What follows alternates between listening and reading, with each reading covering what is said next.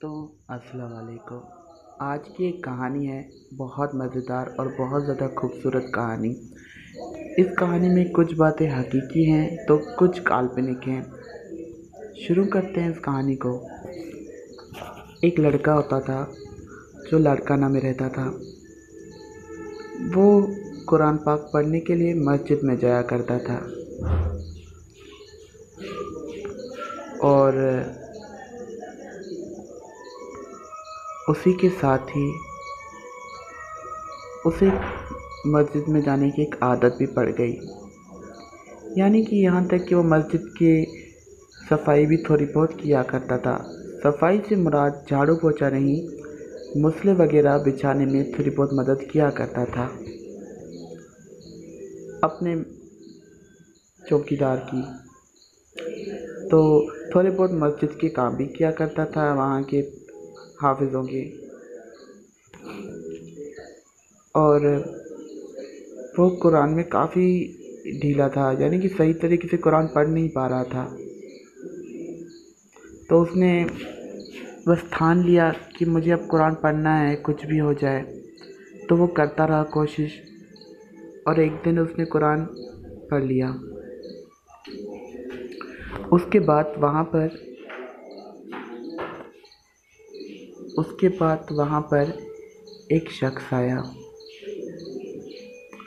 वो शख्स इसको देख यानी कि मुझको देखता था तो मुझे ऐसा लगता था कि जैसे कि ये पूरी दुनिया ही बदल गई। वो एक लड़का था और उसी के यानी कि घर में तो वो बहुत खुश होता था, पर उस पर थोड़ी बहुत डांट पड़ती थी उसे छोटी छोटी बातों पर। उसका एक यानी कि मेरा एक भाई मुझसे बार बार झगड़ा करता था, तो बहुत ज़्यादा परेशान होता था मैं। मुझे पता नहीं होता था कि मैं क्या करूं। तो ऐसे में उनसे मेरी मुलाकात हुई, यानी कि कभी बात नहीं की, पर उनकी आंखों में देखता था तो पता नहीं क्यों मुझे ऐसा अजीब सा सुकून मिलता था, जैसे कि अल्लाह ताला ने उनको मेरे लिए यहाँ पर भेजा है। तो इस बात को सुनकर मैं बहुत खुश होता था।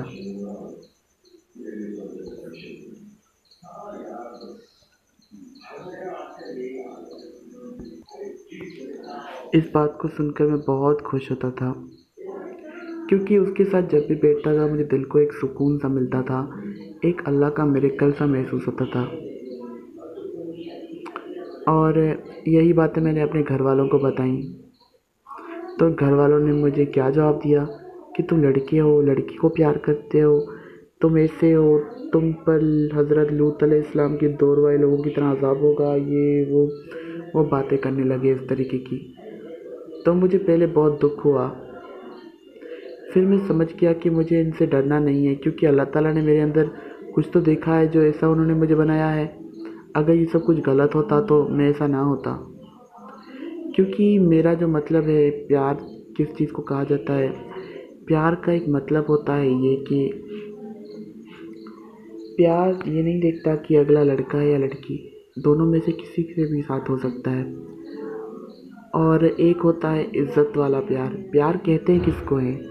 प्यार का मतलब होता है किसी की याद आना, किसी के बारे में सोचना, किसी के साथ ज़िंदगी गुजारना, उसके बच्चों के साथ खेलना, या उसके लिए ज़िंदगी में कुछ ख़ास करना। लोगों के दिल में ख्वाहिश होती है कि मैं अपने माँ बाप के लिए कुछ करूं, पर किसी किसी के लिए, अनजान लोगों के लिए करने की दिल में ख्वाहिश होती है।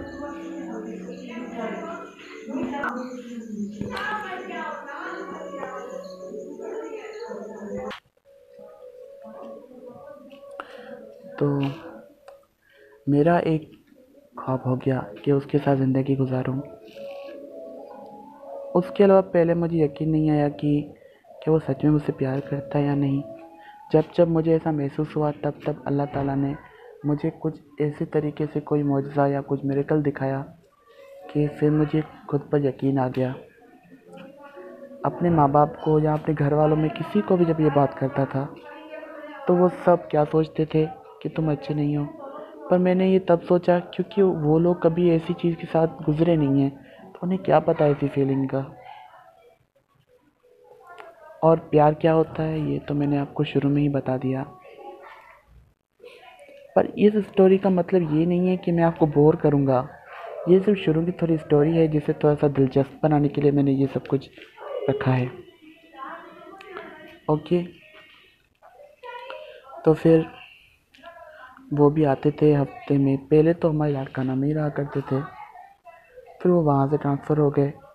फिर भी हफ्ते में एक बार तो आया ही करते थे, फिर और दूर ट्रांसफ़र हो गए। फिर उनका आना जाना बंद हो गया और आज अब तक नहीं आए। बस अल्लाह ने जब चाहा तो वो आएंगे। और प्यार क्या होता है? प्यार का मतलब होता है किसी के साथ रहना, किसी के साथ ज़िंदगी गुजारना, एक अच्छी लाइफ होना। यानी कि आपके पास कुछ नहीं है ख़ास, यानी कि आप ज़िंदगी में कुछ बनना चाहते हैं, तो उसके लिए ज़रूरी होता है आप किसी ऐसे इंसान का हाथ पकड़े जो पहले से ही ऊंचाइयों पर हो। ओके।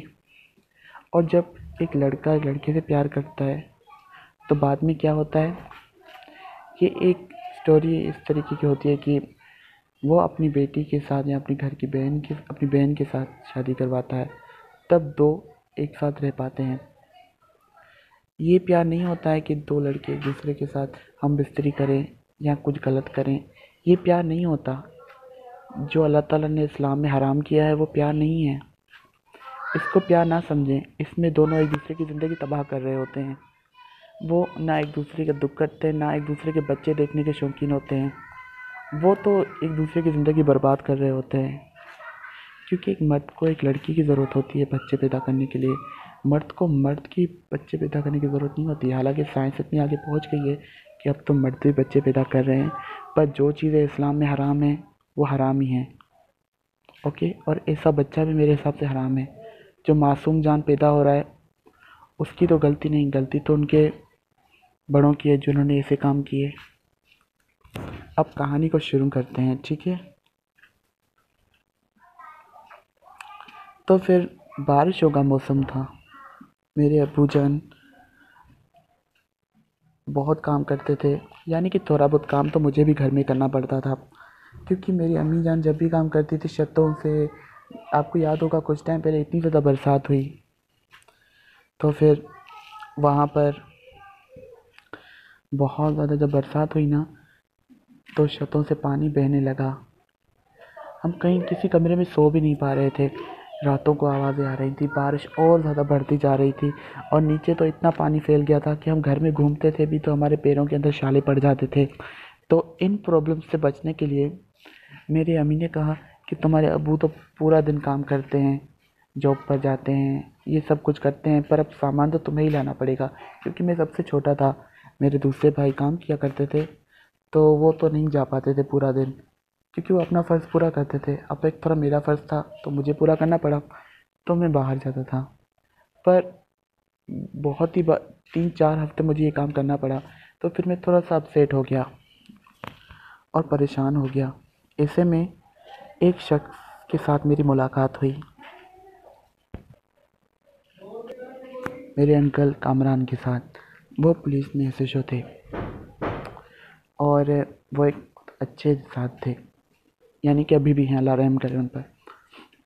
और वो मेरा बहुत ध्यान रखा करते थे मुझे, यानी कि जब भी ईद के दिन पर किसी भी गिफ्ट यानी की ज़रूरत होती थी ना, किसी भी चीज़ की, तो मैं इनके कान में बात कर लेता था, यानी कि डाल देता था बात। तो ये कुछ ही दिनों में वो चीज़ मेरे सामने ला कर रखते थे। वो अपने बच्चों से ज़्यादा मुझसे प्यार करते थे, तो मैं तो बहुत नसीब वाला था इस मामले में। मेरे अंकल थे। कल का अब मैं आपको अपने अब्बू से मिलाता हूँ। तो ये मेरे अब्बू जान थे। हालांकि मुझे कभी ज़रूरत नहीं पड़ी अपने अंकल को कुछ कहने की, क्योंकि मेरे अब्बू जान मेरे लिए भी तमाम चीज़ें ला देते हैं। माशाल्लाह हम लोग मिडिल क्लास फैमिली होने के बावजूद भी अपनी ज़िंदगी में बहुत ज़्यादा खुश रहते हैं। यानी कि जब भी किसी चीज़ की ख्वाहिश होती है ना, वो चीज़ हमें मिल जाती है। तो ऐसे में तो मुझे तो कभी ज़रूरत नहीं पड़ी किसी तीसरी चीज़ की। पर बस बस अल्लाह ताला का एक एहसान है कि मेरे अब्बू और अम्मी का मेरे ऊपर प्यार है। बस, और किसी और बड़ी चीज़ की कोई ख्वाहिश नहीं है दिल पे। बस मैं इन चीज़ों को भूल गया था। मैं ख्वाहिशात में कुछ ज़्यादा ही गिर गया था। और ये मेरे मामू हैं, मेरे अम्मी के भाई। ये भी एक अच्छी जॉब में काम करते हैं। और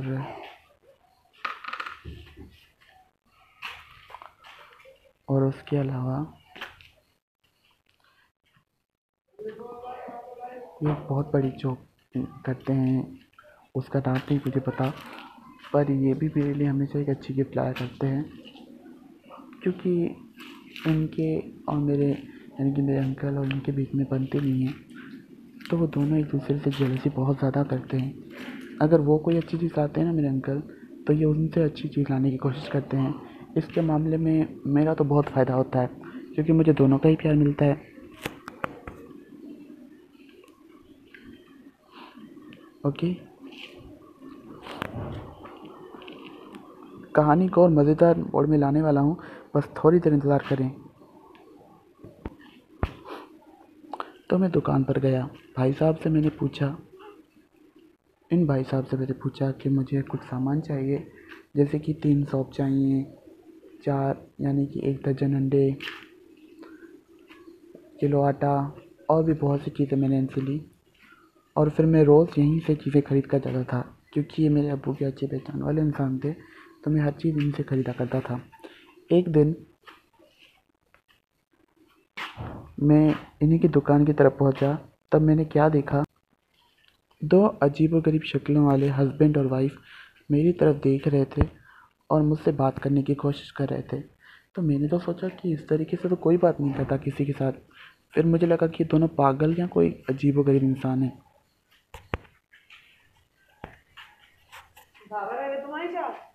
हेलो हेलो माँ, कम तो की।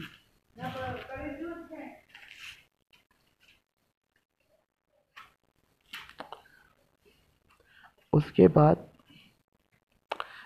ये, यानी कि ये महीने तक ये इसी तरीके से पेश आते रहे। मुझे लगा कि ये, फिर पहले तो मुझे लगा कि अजीब हैं, फिर मुझे लगा कि दोनों अच्छे इंसान हैं, इसीलिए मेरे साथ बात कर रहे हैं। क्योंकि थोड़ी बहुत तो डांट पर मुझे ही पड़ती थी ना। क्या है कि हर इंसान इतना परफेक्ट नहीं होता, थोड़ी सी खराबी तो होती ही है, तो मुझ में भी थी। तो ये मुझसे दोनों बातें किया करते थे, तो मुझे इनकी आदत सी पड़ गई। और ये आंटी जो थी, कुछ अजीबोगरीब किस्म की हरकतें करती थी, यानी कि जिन्हें खयानत वगैरह कहा जाए। इनके हस्बैंड ने रोक लेते थे, पर वो उनके कान में पता नहीं क्या कहते थे। पर फिर कुछ दिनों बाद मेरी इनके साथ अच्छी दोस्ती हो गई, यानी कि ये दोस्ती महीने तक चली। ये लोग मुझे हमेशा होटल पर ले जाकर खाना वगैरह खिलाते थे, मेरे अब इतना ध्यान रखते थे जैसे कि मैं कोई इनका अपना हूँ। ऐसा करते करते एक दिन इन दोनों ने प्लान बनाया कि हम लोग सखर जाएंगे घूमने के लिए। तो मैंने सोचा चलो सखर जाना है तो चले जाएंगे, उसमें क्या है, बहुत मज़ा आएगा। वैसे भी लाड़काना में बैठ बैठ कर बोर हो गया हूँ, कुछ घूम फिर लूँगा। तो मैंने बस मन बना लिया कि इनके पास जाना है। तो मैंने अब्बू से बोला, अब्बू ने कहा कि तुम नहीं जा सकते, तो वो लोग हैं कौन। वो मुझसे डिटेल मांगने लगे, पर मुझे यकीन था कि ये लोग बहुत अच्छे हैं। तो फिर मैंने अब्बू की एक ना सुनी, छुप छुप कर थोड़ा बहुत सामान लेकर इनके साथ भाग गया सखर की तरफ। मैंने अपनी मोबाइल फ़ोन भी रख ली थी। ओके, तो ये लोग बार बार पूछ रहे थे तुम्हारे पास अपनी मोबाइल तो नहीं है ना। तो मैंने कहा नहीं, मैं मोबाइल तो घर ही भूल गया। पता नहीं क्यों थोड़ी बहुत झूठ बोलने की मुझे आदत थी। बाद में मैंने सोचा था कि इन्हें बता दूंगा मैं मोबाइल ले आया हूँ। मुझे लगा था कि इन्हें कोई कॉल करनी होगी इसलिए पूछ रहे हैं, पर ये मेरी सबसे बड़ी गलती थी। वहाँ पर मेरी अम्मी जान, जिसे आप देख रहे हैं, ये बहुत परेशान थी। तो कि कहाँ चला गया, इतना टाइम हो गया। तो ऐसे में मैं भी बहुत हैप्पी था कि मैं कुछ नया देखने वाला हूँ, बहुत मज़ा आने वाला है। दरअसल जिन लोगों के साथ मैं गया हुआ था, उन लोगों को मेरी ज़रूरत क्यों थी, ये तो बहुत जल्द आपको पता चलने ही वाला है। क्योंकि वो कुछ ऐसे काम कर रहे थे जिसके लिए उन्हें नए लोगों की ज़रूरत पड़ती है।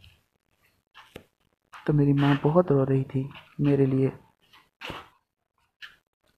जब सक्खर की तरफ पहुँच गए, वहाँ पर एक जंगल था। उस जंगल का मुझे नाम याद नहीं है। उस जंगल की तरफ आते ही इन लोगों ने शैतान वाले मास्क पहन लिए और मुझे शैतान की गोद में बिठा दिया। यानी कि शैतान कोई असली वाला शैतान नहीं था, उसका कोई बुत बना हुआ था। उसकी गोद में बिठा दिया और कुछ अजीबोगरीब लफ्ज़ बोलने लगे। और एक एक बेवा और यानी कि एक औरत थी जिसके पेट में बच्चा था, वो बेहोश हालत में उसे ले आए और मेरे सामने उसके पेट को काट कर उसके बच्चे का गला काट कर उसका खून उस शैतान के ऊपर चढ़ाया और थोड़ा सा खून मुझे भी लगाया। तो मुझे तो घिनौना सा फील हो रहा था। तो इन लोगों ने कहा ये सब कुछ करने से हमें सुकून मिलेगा और हम पर कोई भी आफत नहीं आएगी और हम पूरी ज़िंदगी आराम से सुख से रह पाएंगे। और इनका एक और रिवाज था, यानी कि जो नया शख्स आता है ना, उसकी एक उंगली काटनी होती है। तो ये मेरी अब उंगली भी काटने वाले थे। तो बस थोड़ा सा मैं डर गया कि ये क्या करने वाले हैं। और कुछ मिनट ही नहीं गुजरे कि इनकी एक और साथी आ गई, एक औरत। और मेरा तो कि वो टोटल 3 औरतें थी और 2 मर्द थे। वो तीनों ही शैतान की परस्तिश करते थे, शैतान को अपना खुदा मानते थे। कहते थे कि जो कुछ है वो सब कुछ शैतान के कारण है। ये बातें सुनकर कुछ अजीब लग रहा था कि शैतान की परस्तिश करने वाले लोग, जो शैतान की परस्तिश करते हैं, क्या वो कोई अच्छे लोग होते हैं क्या? ये तो मैं नहीं जानता। पहले बहुत ज़्यादा नेकूकार बनते हैं और बाद में शैतानी वाले काम करते हैं। अगर ये लोग किसी को मार भी दें तब भी इन्हें कोई फ़र्क नहीं पड़ता, किसी की गर्दन काट दे या किसी का गला घोंट दे। पर मैं इन मामलों में बचा हुआ था क्योंकि ये मुझे शैतान का बेटा समझ रहे थे। पता नहीं क्यों इनके दिमाग में बात घुसी कि मैं शैतान जैसा हूँ, मैं शैतान हूँ। पर हकीकतन मैं शैतान थोड़ी था। और पहले तो मुझे कोई बात समझ में नहीं आई, पर तब मैंने दिमाग को दौड़ाया। मैंने सोचा कि यहाँ पर रहूँगा तो ये लोग मुझे भी अपने जैसा बना देंगे। तो इनमें से मेरा जो दोस्त था, जो हालांकि नहीं था, वो मेरा फ़ायदा उठाना चाहता था, वो मेरे कमरे में घुसा और मेरे साथ कुछ गलत करने की कोशिश की। पर मेरे खुदा का रहम हुआ कि उसे उस वक़्त कुछ काम पड़ गया और वो बाहर चला गया। और वो जो औरत थी वो भी मेरे साथ कुछ करना चाहती थी।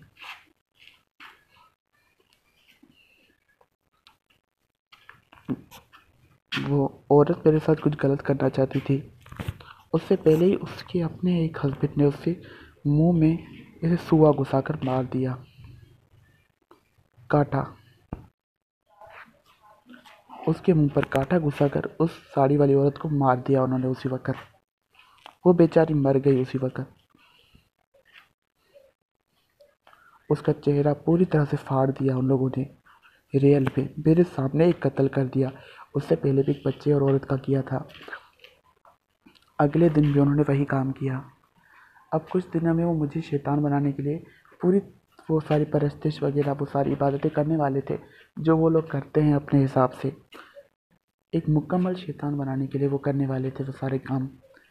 कि ये लोग, इनका ये काम होता है कि वो दूसरे लोगों के पास जाते हैं और उनको थोड़ा बहुत समझाते हैं। यानी कि पहले प्यार मोहब्बत से बातें करते हैं, फिर जब वो उसको बेवकूफ़ बना लेते हैं, अपने साथ लेकर जाते हैं, तो फिर वो उसके साथ यही सब कुछ करते हैं। यानी कि कोई अगर औरत उन्हें मिलती है तो उसका पेट काट कर, बच्चा काट कर शैतान के ऊपर चढ़ाते हैं। यानी कि साबित करते हैं कि शैतान के लिए कुछ भी कर सकते हैं।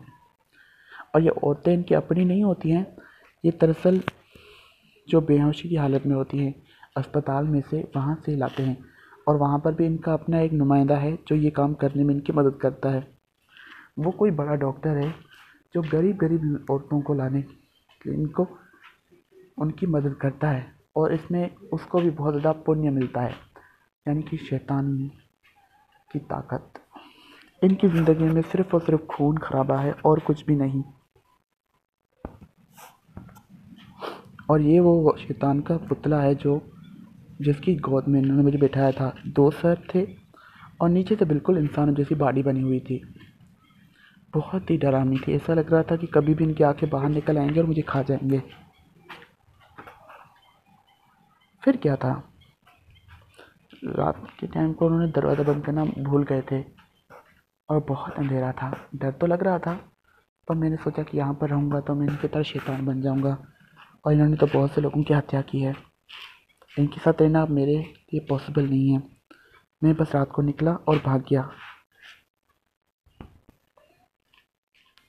उसके बाद मैं एक भाई को मिला, यानी कि मैंने बहुत ज़्यादा, यानी कि वहाँ पर एक शख्स के पास गया। उसे जाकर बताया कि ये लोग कुछ इस तरीके के काम करते हैं।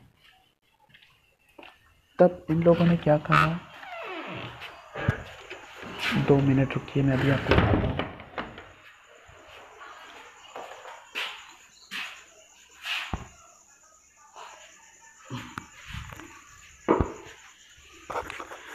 तो मैं वहाँ पर गया। जब मैं वहाँ पर गया ना, तो वहाँ पर जो शहर थे सक्खर का, तो वहाँ पर एक शख्स को मैंने बताया कि मेरे साथ ये सब कुछ हुआ है। तो वो मुझ पर हंसने लगा और मुझे पागल कहने लगा। कहा कि तुमने कोई नशा वशा तो नहीं किया। उसके बाद मैंने सोचा कि ये तो एक हत्या का मामला है, तो पुलिस वाले के पास जाना चाहिए। उसको मैंने सारी बातें बताई। तो उसने कहा, ये तुम्हें कैसे पता चला? तो मैंने जब उन्हें सब कुछ बताया तो उन्होंने कहा कि उन लोगों ने अब तुम्हें छोड़ भी दिया है कि तुम उनकी उनकी गिला करते फिरो, उन्हें पकड़वाने की कोशिश करो, वो तुम्हें अब रोक नहीं रहे। यानी कि वो लोग इतने कमज़ोर थे कि अब तो उनकी पहुंच से निकल कर भाग गए और पुलिस के बाद पहुंच गए। अब वो लोग तुम्हें मारने के लिए नहीं आ रहे। यानी कि अब तुम उन्हें पकड़वाना चाहते हो। ये इतना ईज़ी लगा है तुम्हें, ईज़ी लग रहा है। भागना क्या इतना ईज़ी होता है? तुमने उनकी हत्याएं होती हुए देखी हैं और उन लोगों ने तुम्हें ज़िंदा भी छोड़ दिया है और कुछ टाइम तक अपने पास भी रखा और तुम्हें एक शैतान की परस्तिश करने वाला एक ख़ास नुमाइंदा बनाने के लिए रखा, और तुम बच भी गए और मेरे पास पहुंच भी गए। अब तुम मुझसे मदद मांगना चाहते हो।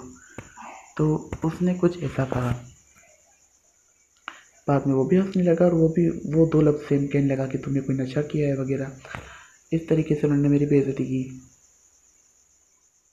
तो फिर उसके बाद मैं एक शख्स से मिला जिनका नाम फारूक था। बहुत अच्छे इंसान थे।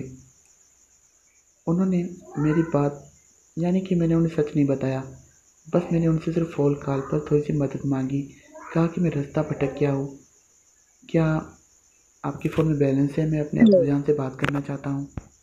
तो उन्होंने कहा ठीक है, उसमें क्या बात है, तुम बात कर लो। तो मैंने बात की। तो इन्होंने उनको थोड़ा एड्रेस बताया वहाँ का। तो वो आने वाले थे पर बहुत रात हो गई थी। तो इन्होंने कहा तुम थोड़ी देर चल कर मेरे साथ रुको जब तक मेरे अब्बू आ जाएँ। तो उन्होंने कहा कि अब मैंने उन्हें सही तरीके से एड्रेस बता दिया है, वो यहाँ पर आते होंगे। उसके अलावा उसकी शैतान की एक लड़की ने मुझे रात को देख लिया था, उन 3 शैतानों ने, और वो मेरे पीछे पीछे आए और इनसे पूछने लगे। तो इन्होंने कहा कि इनकी एक बात मुझे बहुत अच्छी लगी कि इन्होंने अपने मरने तक की फ़िक्र भी नहीं की और इनकी पूरी फैमिली को उन्होंने मार दिया।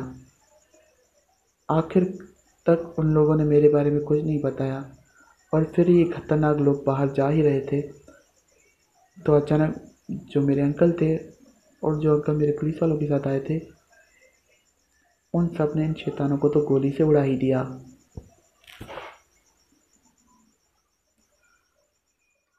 तमाम शैतानों को मार दिया। पर बदले में मिला क्या? ये सब हुआ क्यों? क्योंकि मैंने चंद बेवकूफ़ियाँ की थी। किसी अनजान पर इतना भरोसा कर लिया, उसके साथ जाने के लिए निकल गया, ये भी बिना तहकीक किए कि वो है कौन, वो काम क्या करता है। आप प्लीज़ ऐसे काम ना करें जिससे आपको कोई तकलीफ़ पहुँचे। उनका पकड़वाना भी शायद मेरे ही नसीब में था कि मैं जब आऊँगा तो वो मरेंगे। वो तमाम शैतान ही मर गए। उनके अंजाम कुछ इस तरीके से हुए। वो 3 शैतान, 2 औरतें और 1 मर्द, उनके भी सर के मगज़ निकल आए।